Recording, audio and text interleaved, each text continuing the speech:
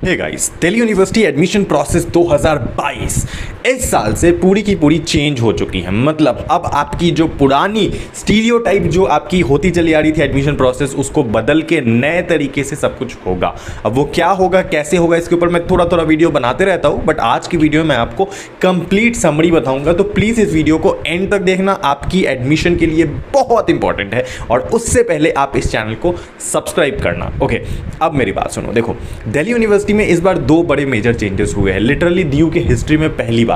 Number one कि ज़्यादातर UG courses जो पिछले साल तक मेरिट बेस पे होते थे, मतलब आपके 12th के मार्क्स पे, अब वो CU सेट के बेस पे होगी, नहीं तो DU सेट। दिल्ली यूनिवर्सिटी खुद की एंट्रेंस ले सकती है या फिर CU सेट की। मोस्टली दोनों की सिलेबस सेम ही रहेगी, उसके बारे में अगले वीडियो में बात करेंगे किसी और में, लेकिन फिलहाल के लिए इतना समझो कि एंट्रेंस होगी। एंड जो दूसरी सबसे बड़ी चीज़ है, एडमिशन प्रोसेस।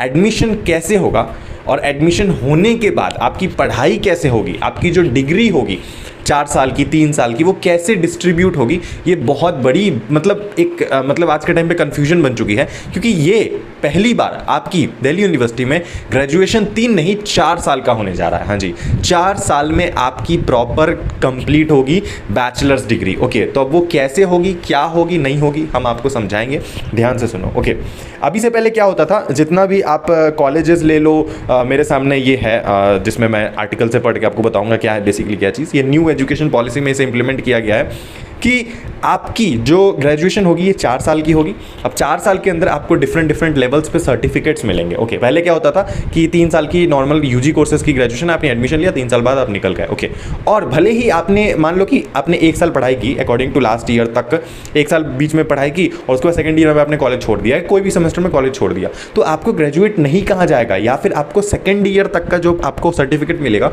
उसका कोई मान्यता नहीं रहेगा। ठीक है, आप फिर भी 12th पास ही कहलाओगे जब तक आप 3rd ईयर फाइनल कंप्लीट नहीं करोगे। लेकिन अब ये चीज़ चेंज कर दिया गया है। वो कैसे बताता हूँ। अगर आप 1 साल फर्स्ट ईयर कंप्लीट करते हो, मतलब 2 सेमेस्टर अपने 1 साल के अंदर 2 सेमेस्टर होते हैं दिल्ली यूनिवर्सिटी में, तो आपकी कहलाएगी सर्टिफिकेट, आपको मिलेगा सर्टिफिकेट मिलेगा, जो भी ऑनर्स डिग्री आप कर रहे होंगे उसमें आपको एक सर्टिफिकेट मिल जाएगा। ओके, अगर आप 2 साल पढ़ के छोड़ोगे तो आपको मिलेगा डिप्लोमा का एक सर्टिफिकेट। ओके, आपकी जो डिग्री कहलाएगी 2 साल सेकंड ईयर क्रॉस करने के बाद, वो होगी आपकी डिप्लोमा। ओके, तो वो भी आपकी एक पर्टिकुलर डेडिकेटेड सर्टिफिकेट है। एंड अगर आप 3 साल मतलब 3 सेमेस्टर, अगर आप 6 सेमेस्टर, 3 साल मतलब 6 सेमेस्टर, 6 सेमेस्टर क्रॉस कर लोगे तो आपको मिल जाएगी डिग्री। ओके, आपकी प्रॉपर कंप्लीट कहलाएगी डिग्री की आपकी डिग्री कंप्लीट हो चुकी है। और अगर आप 1 साल और पढ़ोगे, कंटिन्यू करोगे सेम सब्जेक्ट में ही, तो आपकी डिग्री प्लस रिसर्च कहलाएगी। वो मतलब आपकी 3 साल में तो डिग्री हो ही जाएगी, अब वो डिग्री प्लस रिसर्च होगी अगर आप 1 साल और कंटिन्यू करोगे, मतलब 6 दूनी 8, मतलब 2 सेमेस्टर और जोड़ दो, 8 सेमेस्टर आप टोटल पढ़ाई करोगे तो आपको डिग्री प्लस रिसर्च मिल जाएगी। अब यहाँ पे सबसे बड़ी कंफ्यूजन निकल के आती है, भैया इसका मतलब हमें 4 साल कंपलसरी पढ़ना ही पड़ेगा, ये तो हमारे लिए लॉस है। नहीं, यही सबसे बड़ी कंफ्यूजन है।